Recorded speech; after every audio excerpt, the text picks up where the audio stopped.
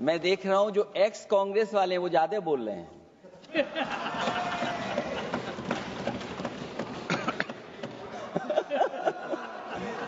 आदरणीय अध्यक्ष महोदय,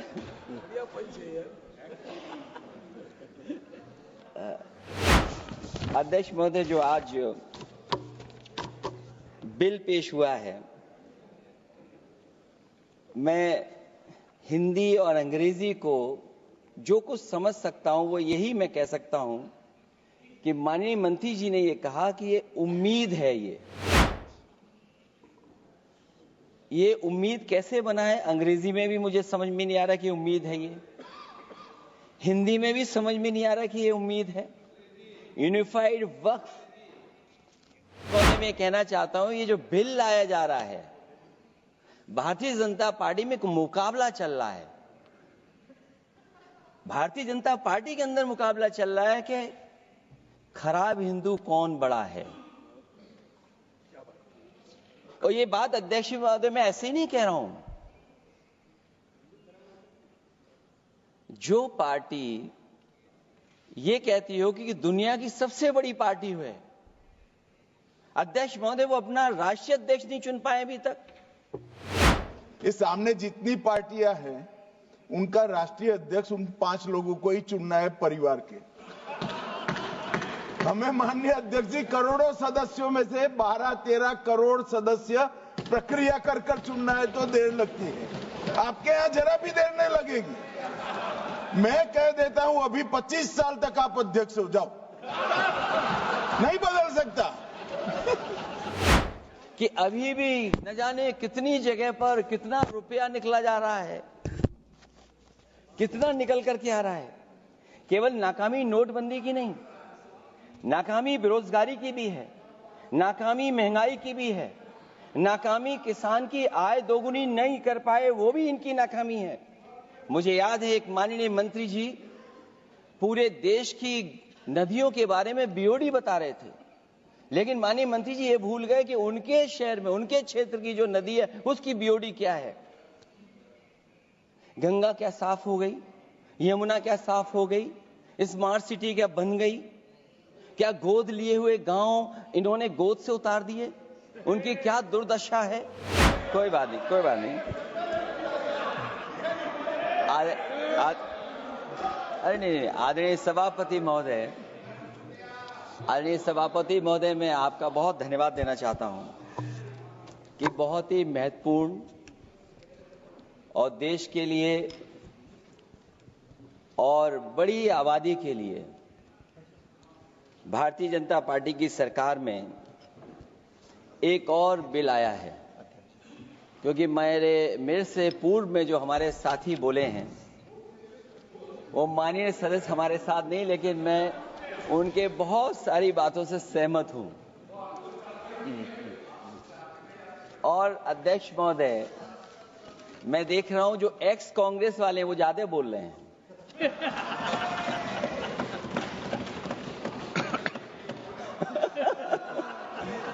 आदरणीय अध्यक्ष महोदय,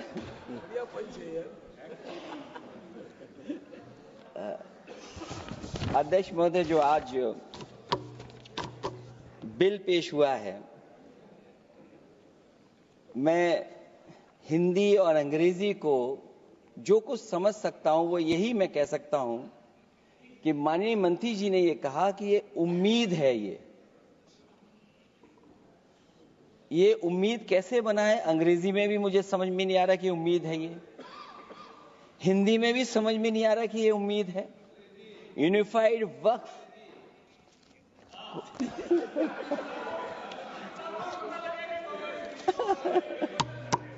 अध्यक्ष महोदय, यूनिफाइड वक्फ मैनेजमेंट, अध्यक्ष महोदय, ये अध्यक्ष महोदय, मैं समझ सकता हूं कि मैं वो बात छेड़ना नहीं चाहता था, लेकिन क्या करूं, मजबूरी है अब। अध्यक्ष महोदय, अभी माननीय सदस्य लोग ये कह रहे हैं कि हमारे सदस्य नहीं है यहां पर जो हमारे साथी हैं, लेकिन अध्यक्ष महोदय मैं ये कहना चाहता हूं, अध्यक्ष महोदय मैं ये कहना चाहता हूं, ये जो बिल लाया जा रहा है भारतीय जनता पार्टी में एक मुकाबला चल रहा है। भारतीय जनता पार्टी के अंदर मुकाबला चल रहा है कि खराब हिंदू कौन बड़ा है। और ये बात अध्यक्ष महोदय मैं ऐसे ही नहीं कह रहा हूं। जो पार्टी ये कहती हो कि दुनिया की सबसे बड़ी पार्टी है, अध्यक्ष महोदय वो अपना राष्ट्रीय अध्यक्ष नहीं चुन पाए अभी तक। अध्यक्ष महोदय भारतीय जनता पार्टी क्या है?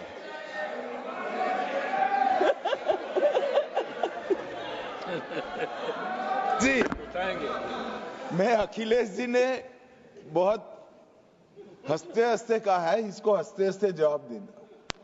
इस सामने जितनी पार्टियां हैं उनका राष्ट्रीय अध्यक्ष उन 5 लोगों को ही चुनना है परिवार के।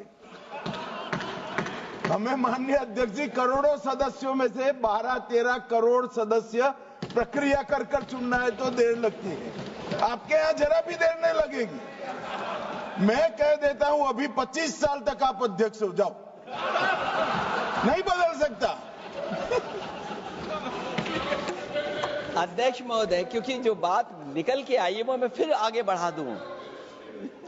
अध्यक्ष महोदय, जो बात सोशल मीडिया या और जगह गुपचुप हो रही है, कहीं ऐसा तो नहीं था कि अभी कुछ दिन पहले यात्रा जो हुई है वो कहीं 75 वर्ष की एक्सटेंशन वाली यात्रा तो नहीं थी। अध्यक्ष महोदय, ये जो इस बार जो वक्फ बिल आया है, नाकामी का पर्दा इस बार है वक्फ बिल। और नाकामी कोई एक आध नहीं है, मैं कई नाकामियां बता सकता हूं। अभी मैं माननीय सदस्यों को सुन रहा था, वो पुराने कई बिल उनके बारे में चर्चा कर रहे थे कि कितने प्रोग्रेसिव बिल लेकर के आए हैं। मुझे याद है मैं उत्तर प्रदेश में उस समय था और मुझे लगा कि शायद इनकी वो बात ठीक होगी। एक ये बहुत तैयारी के साथ फैसला लेकर के आए थे और फैसला ये लिया था आधी रात के आज के बाद नोट नहीं चलेंगे, नोट बंद हो जाएंगे। अध्यक्ष महोदय, उस नोटबंदी नाकामी के बारे में भी तो चर्चा हो जाए कि अभी भी न जाने कितनी जगह पर कितना रुपया निकला जा रहा है, कितना निकल करके आ रहा है। केवल नाकामी नोटबंदी की नहीं, नाकामी बेरोजगारी की भी है, नाकामी महंगाई की भी है, नाकामी किसान की आय दोगुनी नहीं कर पाए वो भी इनकी नाकामी है। मुझे याद है एक माननीय मंत्री जी पूरे देश की नदियों के बारे में बीओडी बता रहे थे, लेकिन माननीय मंत्री जी ये भूल गए कि उनके शहर में, उनके क्षेत्र की जो नदी है उसकी बीओडी क्या है। गंगा क्या साफ हो गई, यमुना क्या साफ हो गई, स्मार्ट सिटी क्या बन गई, क्या गोद लिए हुए गांव इन्होंने गोद से उतार दिए, उनकी क्या दुर्दशा है। इसलिए मैं कहना चाहता हूं, ये नाकामी का पर्दा इस बार वक्फ बिल बना है। और सबसे बड़ी बात तो यह है कि जिसके लिए फैसला होना है उसकी बात को अहमियत न देना भी नाइंसाफी है। अध्यक्ष महोदय, नाकामी केवल यहां तक नहीं है। और भारतीय जनता पार्टी क्या है, मैं केवल एक पुरानी घटना याद करता हूं। एक बार फैजाबाद अयोध्या में एक कार्यक्रम था, उसमें बड़ी तैयारी की गई थी और तैयारी के साथ कलाकार मुंबई से बुलाए गए थे।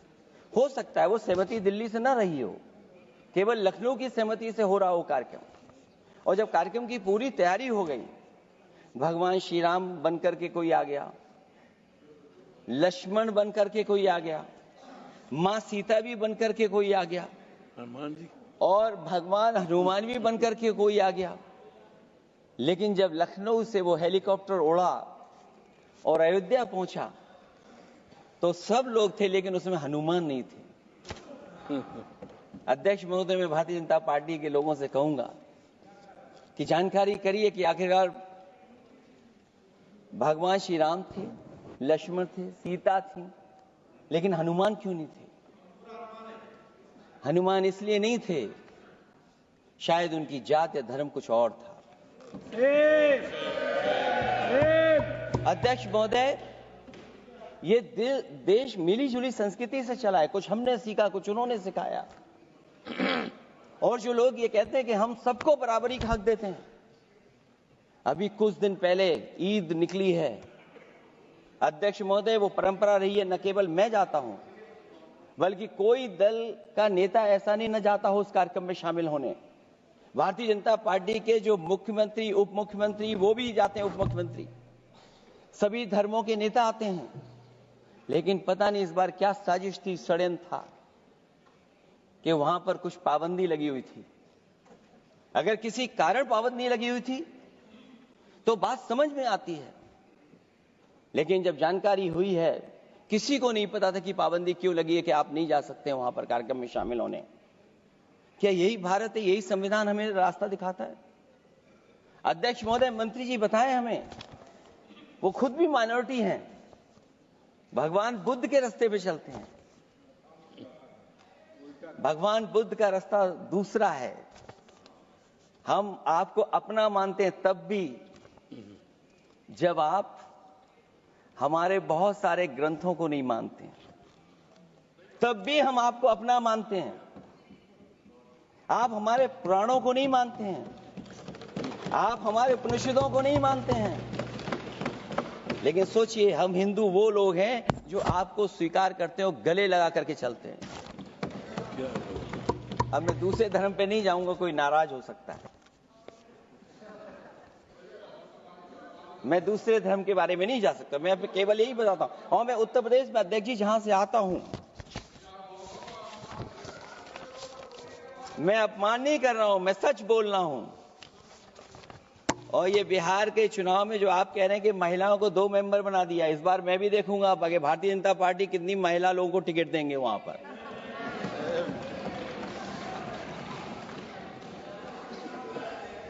अध्यक्ष महोदय, भाजपा जब भी कोई नया बिल लाती है तो वो अपनी नाकामी छुपाती है। भाजपा वाले मुसलमान भाइयों की वक्फ की जमीन चिन्हित करने की बात कर रहे हैं, जिससे महाकुंभ में जो हिंदू मारे गए हैं या खो गए हैं उनको चिन्हित करने की बात पर पर्दा पड़ जाए। अध्यक्ष महोदय, मुझे खुशी है इस बात की कि हमारा धर्म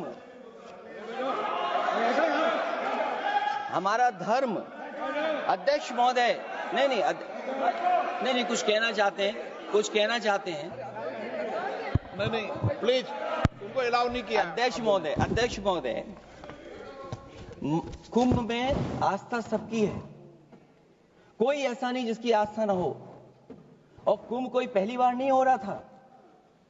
ये भारतीय जनता पार्टी के लोगों ने ऐसा प्रचार किया कि 144 वर्षों के बाद पहली बार महाकुंभ होने जा रहा है, और लोग निकल पड़े। सरकार ने कहा कि हमारी तैयारी 100 करोड़ की है। आप कहते टेक्नोलॉजी का हम इस्तेमाल करेंगे, जमीनों को हम मैपिंग कर करके डेटा एंड रिकॉर्ड ठीक करेंगे। अध्यक्ष महोदय, ये बताएं कि वो 30 लोग कौन थे, उनके नाम क्या थे जिनकी जान चली गई? न केवल जान जाने वालों की, बल्कि अध्यक्ष महोदय ये सरकार बताए कि जो लगभग 1000 हिंदू खो गए हैं, जो अभी तक नहीं मिले, जो अभी तक नहीं खोज पाए हैं, वो 1000 हिंदू की सूची कहां है? और फिर धर्म कारोबार की बात है, जो ये लोग गोली। अध्यक्ष महोदय, मैं कार सेवक वाली बात इसलिए नहीं छेड़ना चाहता हूं। अध्यक्ष महोदय, ये शायद माननीय सदस्य जानते नहीं कुछ सच्चाई नहीं जानते। अध्यक्ष महोदय, ये संविधान की वजह से, संविधान को बचाने के लिए, हिंदू एकता को बचाने के लिए कुछ फैसले लिए गए, लेकिन एफआईआर हम लोगों पे नहीं लिखी गई थी। एफआईआर उन पे लिखी गई थी जो बेचारे तैयार हो गए थे सुबह, लेकिन पता नहीं कहां से फोन आया था, कहा था कि अब तैयार तो हो गए हो, लेकिन आप शिलान्यास में नहीं आ सकते।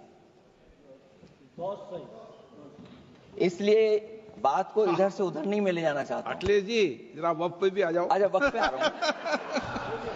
नहीं, वक्त पे अध्यक्ष इसलिए आ रहा हूं क्योंकि वक्त समझने के लिए भारतीय जनता पार्टी की सोच क्या है। और ये अध्यक्ष महोदय जब ये कह रहे हैं कि इससे कारोबार होगा, अध्यक्ष महोदय, धर्म की चीजों से कारोबार नहीं हो सकता। हमारे उत्तर प्रदेश के मुख्यमंत्री जी ने भी कहा कि कारोबार होगा। वो 30 की गिनती में उलझे हुए हैं, जैसे 30 मार खाए वो। उनसे पूछा कि जान कितनी गई, वो 30। उनसे पूछा कि कारोबार कितने का होगा, 30 गुणा 10,000 करोड़। सोचिए, कुंभ हमारा क्या कारोबार की जगह है? और फिर उसका कौन नापेगा, कैसे नालाएगा? और फिर हमारे माननीय मंत्री जी कह रहे हैं कि जमीन, चाहे वो रेलवे की हो, चाहे वो डिफेंस की हो, वो भारत की जमीन है। मैं भी स्वीकार करता हूं कि रेलवे की जमीन भी भारत की है, डिफेंस की भी जमीन भारत की है। क्या डिफेंस की जमीन नहीं बेची जा रही मंत्री जी? अध्यक्ष महोदय, क्या रेलवे की जमीनें नहीं बेची जा रही हैं? अध्यक्ष महोदय, केवल यहां तक नहीं, कितना हस्तक्षेप होता है। वक्फ भी भारत के, इसीलिए तो कहीं ना कहीं वक्फ की जमीन से, अध्यक्ष महोदय, माननीय मंत्री जी बताएं, और मुझे उम्मीद है कि जब जवाब देंगे तो बताएंगे कि वक्फ की जमीन से बड़ा मुद्दा वो जमीन है जिस पर चीन ने अपने गांव बसा लिए हैं, लेकिन कोई बाहरी खतरे पर सवाल बवाल न करे, इसलिए ये बिल लाया जा रहा है। और माननीय मंत्री जहां से आते हैं, जिस प्रदेश से आते हैं, कम से कम ये तो बताएंगे कि वहां कितने चीन ने गांव बसा लिए, घर बन गए हैं। अध्यक्ष महोदय, आपके माध्यम से सरकार गारंटी दे कि वक्फ की जमीन कभी भी किसी भी पैतरेबाजी से किसी और मकसद के लिए किसी और को नहीं दी जाएगी। वक्फ की वर्तमान व्यवस्था में चाहे 5 साल के धर्म पालन की पाबंदी की बात हो, या कलेक्टर से सर्वेक्षण के हस्तक्षेप की बात हो, या वक्फ परिषद या बोर्ड में बाहरियों को शामिल करने की बात हो, इन सब का उद्देश्य मुस्लिम भाइयों के सार्वजनिक अधिकार को छीनकर उनके महत्व और नियंत्रण को कम करना है। ट्रिब्यूनल के निर्णय को अंतिम न मानकर उच्च न्यायालय में लेकर जाने की अनुमति देना दरअसल जमीनी विवाद को लंबी न्यायिक प्रक्रिया में फंसाकर वक्फ भूमि पर कब्जों को बनाए रखने का रास्ता खोलेगा। सबसे बड़ी बात यह कि वक्फ बिल के पीछे की न तो नीति सही है, न नियत। ये देश के करोड़ों लोगों से उनके घर दुकान छीनने की भी साजिश है। भाजपा एक अलोकतांत्रिक पार्टी है, वो असहमति को अपनी शक्ति मानती है। जब देश के अधिकांश राजनीतिक दल वक्फ बिल के खिलाफ हैं, तो उसे लाने की जरूरत क्या है, जो जिद क्यों कर रहे हैं सरकार? वक्फ बिल का लाना भाजपा की सियासी हट है। वक्फ बिल भाजपा की सांप्रदायिक राजनीति का नया रूप है। वो तो आपको काटेगा, और इसलिए काटेगा कि अध्यक्ष महोदय बाहर ये लिखते हैं सत्यमेव जयते, बाहर है लिखते सत्यमेव जयते, भाजपाई अंदर असत्य बात कहते। भाजपा वक्फ बिल लाकर अपने उन समर्थकों का तुष्टीकरण करना चाहती है जो भाजपा की आर्थिक नीति, महंगाई, बेरोजगारी, बेकारी और चौपट अर्थव्यवस्था से उसे छटक गए हैं।